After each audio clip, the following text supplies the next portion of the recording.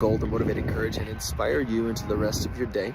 My name is Derik Kerber, lead pastor here at Revive Church, where it's our mission to change lives, reach the next generation, and impact the culture with the love and the grace of Jesus Christ. And today, I want to continue talking about how to heal a downcast soul. And today is part 3. And as you can tell, I'm outside and I'm freezing. I'm actually up here on Pike Hill. My son's skiing, and I just wanted to support him and watch him go down the hill a couple times. Now I'm going to go in and do some sermon prep. But I really wanted to make this video for you to finish and continue, not finish, tomorrow I'm going to finish, but continue on our subject of how to heal a downcast soul. Because many times we hear, yes, we need to get our mind right. Yes, we need to do this, but we need practical tools and steps on how to do that. And I've been talking to you about how to heal a downcast soul.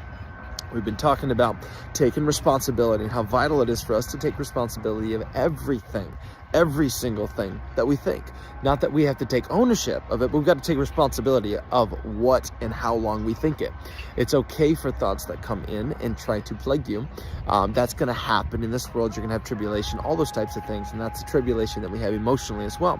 But we decide how long we're going to pawn it, how long we're going to listen to it, think about it. And so what happens is the longer we think about it, the more we marinate in it, and that lie becomes a truth in our life. And we start walking in accordance to what we think, because the Bible says, out of the abundance of the heart, the mouth speaks. What you think, you speak. What you think is where you go.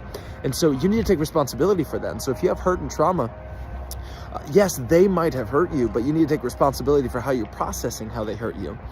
Forgiveness starts in the mind, and then it moves through the actions, and then emotions follow after it. So that's where we need to go.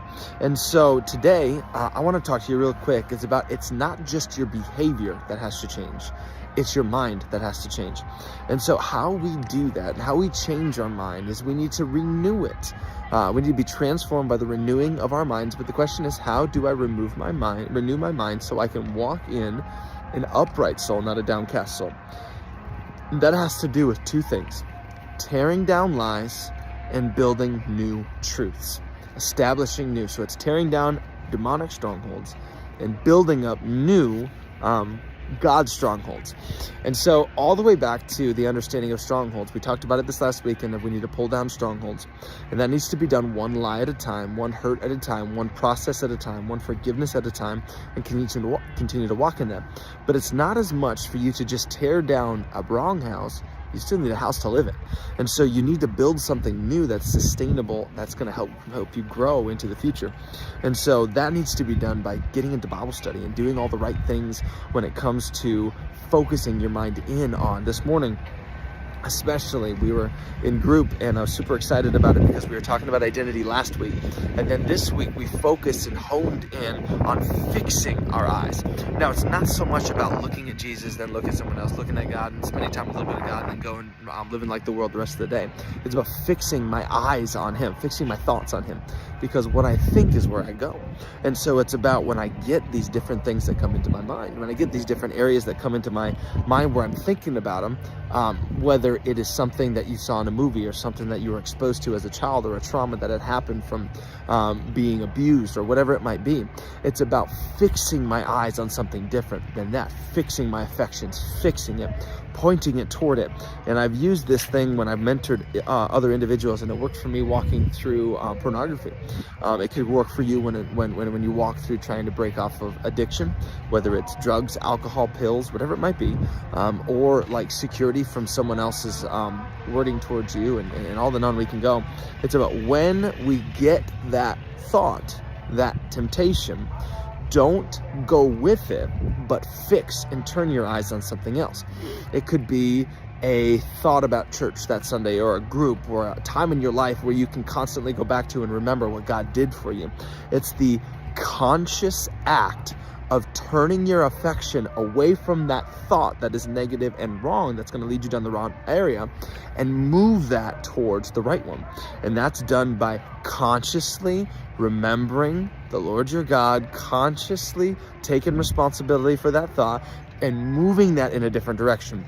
And it's important for you to do that. It's important. It's not just about your actions. You can't just change your actions.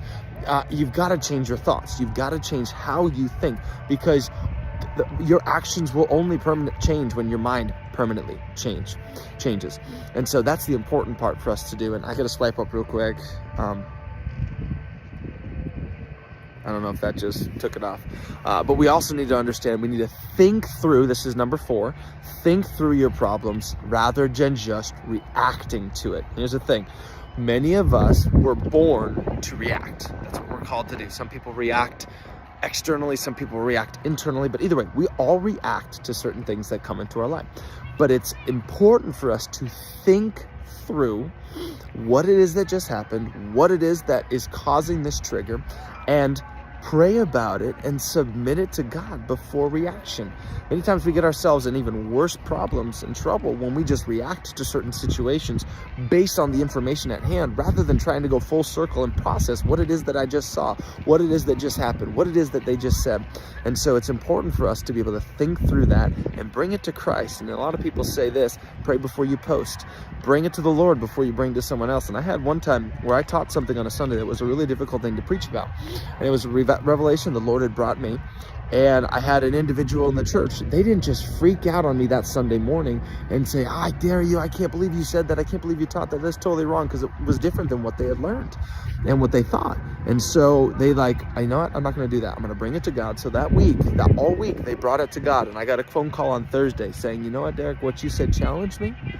But she said, I brought it to the Lord, and he corrected me, and he showed me that that is the right way, and he was fixing in me different things that I was allowing to get a hold of me from the past, and different ways that I was believing. So it's always important. Don't just react to what you hear.